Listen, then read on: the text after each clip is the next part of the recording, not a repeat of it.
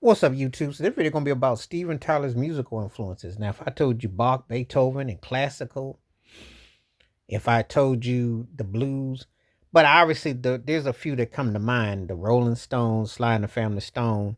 Um, the, Obviously, you can definitely tell the Beatles were an influence on him. But it's got to be the Stones as primarily.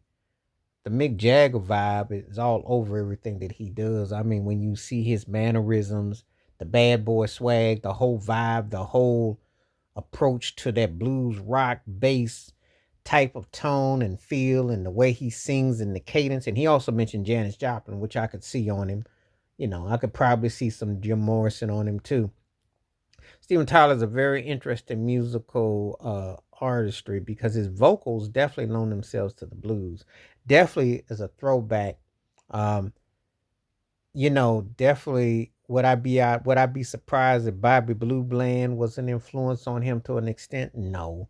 Bo Diddley, would I be surprised if John Lee Hooker was? No. A lot of his stuff, um, when you listen to his songs, um, Jamie's got a gun. When you hear the songs, when you hear the cadence, um, his his his tone, his feel, it loans itself to that.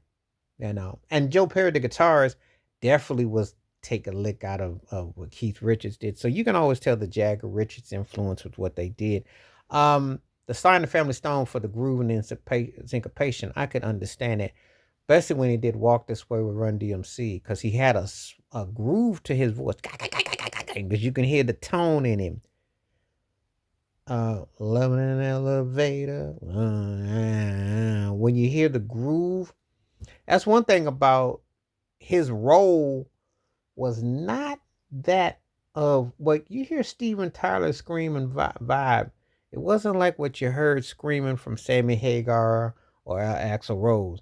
That was some soulful pipes in there. There was definitely harmony in there. And it's definitely rooted in there. You can definitely tell that, it's the blues all the way.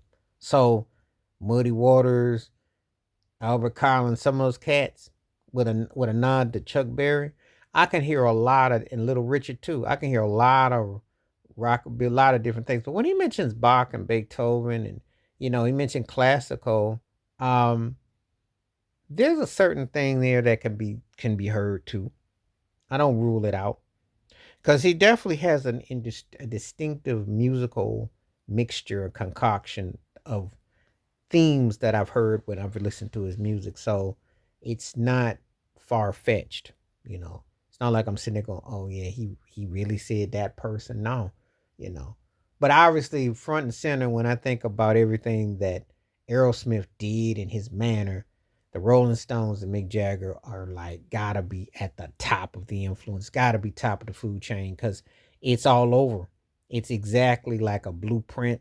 You can make the case that Aerosmith was like I'd say about a Junior Whopper version of the Rolling Stones. I give them that one tear off, one tear off. But he definitely made the most of what they did. So, But anyway, those Steven Tyler's musical influences that he shared, please let me know what you think and what you agree on. And if there's anybody else that you think that would influence his style and the vocals and his harmonies, please hit like, subscribe, welcome thoughts, comments, and I do respond. Thank you. Wash your hands. Keep your mind clear. Watch out for another. Share it if you like and hit that membership. Stay safe, stay blessed, stay woke, stay free. I'm out. Peace.